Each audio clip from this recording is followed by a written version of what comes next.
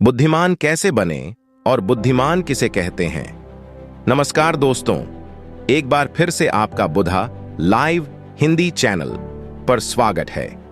दोस्तों, आज के इस इंटरेस्टिंग और लाइफ चेंजिंग आर्टिकल के माध्यम से हम जानेंगे कि हम बुद्धिमान और इंटेलिजेंट कैसे बने और बुद्धिमान किसे कहते हैं, गौतम बुद्ध के जीवन की सच्ची घटना से। दोस्तों, अगर आप बुद्धिमान कैसे बने इस आर्टिकल को अंत तक ध्यान से सुनी है तो आपको पता चल जाएगा कि बुद्धिमान कैसे बने और बुद्धिमान किसे कहते हैं। तो बिना समय को वेस्ट किए चलिए शुरू करते हैं। दोस्तों, एक बुद्धिमान व्यक्ति कभी नहीं कहेगा कि वह बुद्धिमान है, इसीलिए नहीं कि ऐसा कहने से उसकी बुद्धिमत्ता कम हो जाएगी, बल्कि इसीलिए क्योंकि वह ऐसा कहने की व्यर्थता को देख पाता है। दोस्तों, गौतम बुद्ध के जीवन से जुड़ी हुई एक छोटी सी कहानी जो आपको बताएगी कि वास्तव में बुद्धिमान कौन है। एक नगर में एक लड़का रहा करता था और उसका दिमाग बहुत तेज था और उसकी खासियत यह थी कि वह किसी भी चीज को बड़ी जल्दी और आसानी से सीख लेता था। जहां अन्य लोगों को किसी काम को सीखने में महीने या वर्ष लगते थे, वहीं पर इस लड़के को उसी काम को सीखने में कुछ दिन लगते थे। प्रसिद्ध को और बढ़ाने के लिए तरह तरह के काम सीख रहा था। वह चित्रकारी करना जानता था, वह मूर्ति बना सकता था और वह गीत गा सकता था, और वो दुनिया जहान का हर वो काम सीख चुका था जो उसने अब तक देखे हुए थे। इसीलिए उसे अपनी बुद्धिमत्ता पर अहंकार था, क्योंकि कोई भी साधारण आदमी एक काम कर सकता है या दो काम कर सकता है या ज्यादा से ज्यादा 3 काम को कर सकता है, परंतु वह तो सैकड़ों काम को कर सकता था और बहुत अच्छे से कर सकता था। इसीलिए उसे अपनी बुद्धिमत्ता पर अहंकार था। वह इस बात को अंदर ही अंदर मान चुका था कि उसके जितना बुद्धिमान इस दुनिया में कोई भी नहीं है। फिर एक दिन उसका सामना गौतम बुद्ध से होता है। उसे पहली बार एक ऐसा व्यक्ति दिखता है जिससे उसे ईर्ष्या होती है। अब तक उसने ऐसे लोग देखे हुए थे जो उससे ईर्ष्या करते थे, और जहां ईर्ष्या होती है वहां तुलना का होना निश्चित है।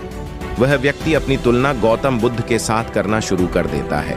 वह देखता है कि बुद्ध के पास तो एक भिक्षा का कटोरा है, और लेकिन उसके पास धन की कोई भी कमी नहीं है।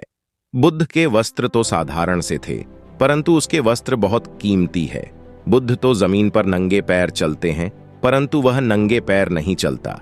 इसी तरह से वो आदमी सैकड़ों चीजों से अपनी तुलना गौतम बुद्ध के साथ करने लगता है, परंतु हर तुलना के बाद भी वह पाता है कि उसकी ईर्ष्या बुद्ध के प्रति 1% भी कम नहीं होती। वह व्यक्ति मन ही मन सोचता है कि मैं इस भिक्षु से अपनी तुलना क्यों कर रहा हूं, जबकि मेरा जीवन इससे 100 गुना बेहतर है। लोग भी बुद्ध का सम्मान कर रहे हैं। आखिर इसके भीतर ऐसा क्या है जो मुझ में नहीं है, और जिसके कारण मेरे भीतर इसके प्रति ईर्ष्या है। बहुत देर अपने मन में उलझे रहने के बाद वह व्यक्ति तय करता है कि वह बुद्ध के पास जाएगा और उनसे पूछेगा कि उनकी उपलब्धि क्या है। वह व्यक्ति अपने सेवकों के साथ बुद्ध के पास जाता है और उनसे कहता है कि मैं इस इलाके का सबसे बुद्धिमान व्यक्ति हूं, और आप अपने आसपास जो भी देख रहे हैं मैं वो सब करना जानता हूं। किसी भी कार्य को सीखने में मुझे बहुत ही कम समय लगता है। सभी लोग मेरा सम्मान करते हैं, परंतु इस सब के बाद भी मेरे भीतर आपके लिए ईर्ष्या है। मैं यह जानना चाहता हूं कि आपकी उपलब्धि क्या है। ये सब लोग आपका आदर सम्मान क्यों कर रहे हैं। उसके बाद बुद्ध कहते हैं कि वैसे तो मेरी कोई उपलब्धि नहीं है, परंतु तुम कह सकते हो कि मेरी एक उपलब्धि है। वह व्यक्ति पूछता है कि क्या मैं जान सकता हूं। तो फिर उसके बुद्ध कहते हैं कि मेरी एक उपलब्धि है कि मैं सभी उपलब्धियों को छोड़ चुका हूं। वह व्यक्ति बुद्ध से पूछता है कि मतलब, मैं कुछ समझा नहीं। बुद्ध उस व्यक्ति से कहते हैं कि क्या तुम्हें प्रशंसा अच्छी लगती है। वह व्यक्ति कहता है कि प्रशंसा तो सभी को अच्छी लगती है। उसके बाद बुद्ध कहते कि क्या तुम्हें निंदा अच्छी लगती है। तो वह व्यक्ति कहता है कि भला इस दुनिया में कौन है जिसे अपनी निंदा अच्छी लगे। उसके बाद बुद्ध कहते हैं कि जो तुम्हें अच्छा लगता है और जो तुम्हें बुरा लगता है, मैं इन दोनों से भी ऊपर उठ चुका हूं। ना मुझे निंदा सताती है और ना ही मुझे अपनी प्रशंसा प्रसन्न करती हैं। बस यही अंतर है तुम में और मुझ में। और उसके बाद वह व्यक्ति बुद्ध से कहता है कि परंतु यह कैसे संभव है। बुद्ध मुस्कुराते हैं और उस व्यक्ति से कहते हैं कि तुमने सैकड़ों काम सीखे, लेकिन एक सबसे जरूरी काम को तुम सीखना भूल गए। वह व्यक्ति बुद्ध से पूछता है कि कौन सा काम बुद्ध?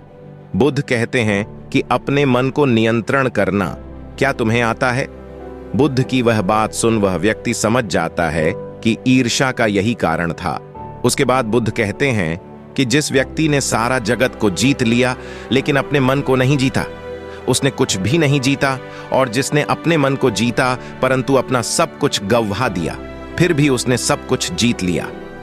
गौतम बुद्ध के इन शब्दों को सुन उस व्यक्ति का अहंकार टूट जाता है और वह व्यक्ति बुद्ध से कहता है कि क्या आप मुझे अपने मन को जितना सिखा सकते हैं?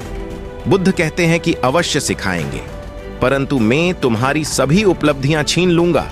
फिर उसके बाद वह व्यक्ति बुद्ध से कहता है कि मैं तैयार हूं।